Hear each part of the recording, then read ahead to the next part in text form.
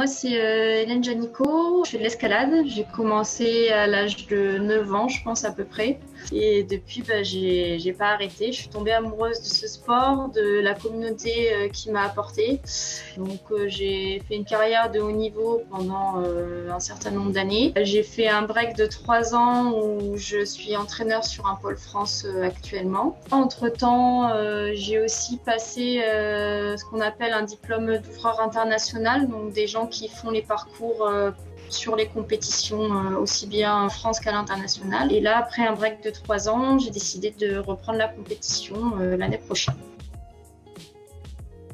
Alors, j'ai commencé au Club Rappel à Rion. J'y ai passé un certain nombre d'années, j'y ai fait toute ma formation. Là, actuellement, je suis au club EVA, donc escalade, voiron, alpinisme. Après avoir déménagé à Voiron pour pouvoir m'entraîner sur le pôle France, je m'entraînais quand même beaucoup avec le groupe compétition du club. Du coup, j'avais pris la décision de changer de club parce que pour moi, c'est important de pouvoir s'investir et de pouvoir aussi rendre au club ce qu'il me donnait en me permettant de m'entraîner sur les créneaux compètes avec ces athlètes.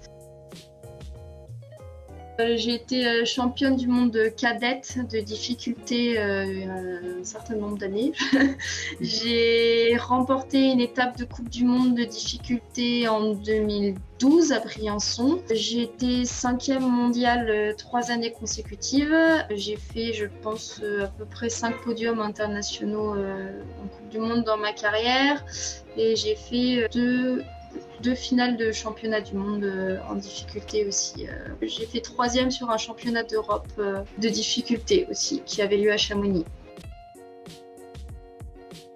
Je pense que ma victoire, même si c'est un titre jeune qui m'a le plus marqué, c'est mon titre de championne du monde en jeune en cadette. Parce que ça faisait déjà 2 ans que je courais après ce titre et qu'il n'arrivait pas. J'avais réussi à tout mettre en place, tout ce que j'avais travaillé à l'entraînement, tout ce que j'avais fait, et tout s'était mis en place parfaitement pour se passer et m'amener jusqu'à ce titre. Et même si c'est un titre jeune et c'est pas un titre senior, ça reste un magnifique souvenir. Il y a aussi ma victoire en Coupe du Monde à Briançon. J'étais encore junior. Je remporte ma première Coupe du Monde. C'était fou, quoi. C'est assez indescriptible. Mais ouais, je pense que c'est mes 2 plus beaux souvenirs. Moi, je pense que c'est une super opportunité pour l'escalade, pour être plus médiatique, pour se développer en tant que sport, pour toucher beaucoup plus de monde. Je pense que pour le développement du sport, c'est vraiment super, autant sur d'un côté le plan financier pour un soutien aux différents athlètes, mais aussi sur le côté médiatique pour aider notre sport à grandir et à toucher le plus grand nombre pour partager l'activité. Ce serait un objectif, oui. Après, Paris 2024, c'est un combiné. Donc, je pense qu'en difficulté, si je m'y remets, je pourrais prendre un niveau correct très rapidement. En bloc, il va falloir faire beaucoup de travail. Donc, oui, j'aimerais bien partir sur Paris 2024. Après, il faudra voir ce qui est faisable ou pas en fonction du niveau que j'arrive à rattraper. Mais c'est sûr que ce serait un gros objectif, ouais.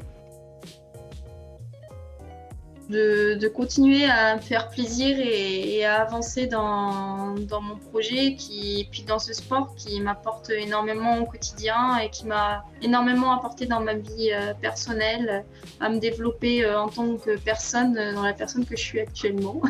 Donc voilà, de continuer à avancer sur ce chemin et à prendre tout autant de plaisir à grimper pendant toutes les années qui me restent. Voilà.